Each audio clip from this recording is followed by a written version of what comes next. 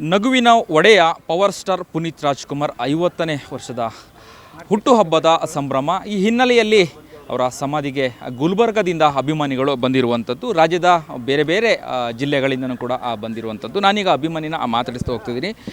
ಗುಲ್ಬರ್ಗದಿಂದ ಬಂದಿದ್ದೀನಿ ಅಂತ ಹೇಳ್ತಿದ್ರಿ, ಎಷ್ಟು ಮಂದಿ ಬಂದಿದ್ದೀರಾ ನೀವು? ಸರ್, ನಾವು ಫ್ಯಾಮ್ಲಿ ಎಲ್ಲ ಬಂದಿದ್ದೀವಿ. ಆಲ್ಮೋಸ್ಟ್ ಎಲ್ಲರೂ ಆಚೆ ಅವರೇ. ನಾವು ಹೆಂಗೋ ನುಗ್ಕೊಂಡು ಮಾಡ್ಕೊಂಡು ಒಳಗಡೆ ಬಂದಿದ್ದೀವಿ. ಯಾಕೆ ಅವ್ರಿಗೆ ವರ್ಷ ನಾವು ಅವ್ರು ಇದ್ದಾಗ್ಲೂ ನಾವು ಹೋಗಿ ವಿಶ್ ಮಾಡ್ತಿದ್ವಿ, ಮಾತಾಡ್ತಿದ್ವಿ, ಮನೆ ಹತ್ರ ಹೋಗಿ ಎಲ್ಲ ಮಾತಾಡ್ತಿದ್ವಿ. ಬಟ್ ಈಗ ಮಾತಾಡೋಕ್ಕಾಯ್ತಿಲ್ಲ, ಸಿಗ್ತಾ ಇಲ್ಲ, ಬೇಜಾರು. ಅದು ಇನ್ನೊಂದು ಸ್ಪೆಷಲ್ 50ನೇ ವರ್ಷದ ಬರ್ತಡೇ.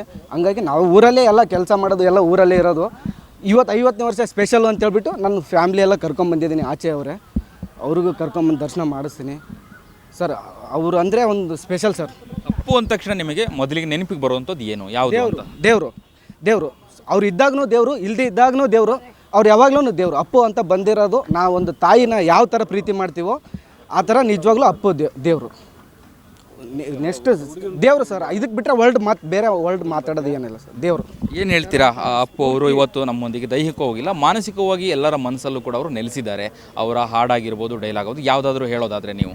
ಹಾಡು ಡೈಲಾಗ್ ಕೇಳೋಂಥ ಈ ಸಿಚುವೇಶನು ಇಲ್ಲ ಸರ್. ಆದರೂ ಒಂದು ಹೇಳ್ತೀನಿ, ಯಾವತ್ತು ರಾಜಕುಮಾರ ದೇವರು, ನೀನು ಯಾವತ್ತು ಅಪ್ಪು ಬಾಸ್, ಅದು ಅಪ್ಪು ದೇವರು ಅಷ್ಟೇ ಸರ್. ಹೇಳಿ ಅಣ್ಣ, ನೀವು ಗುಲ್ಬರ್ಗಿಂದ ಬಂದಿದ್ದೀರಾ? ಹಾಂ ಸರ್, ನಾವು ಗುಲ್ಬರ್ಗದಿಂದ ಬಂದಿರೋದು.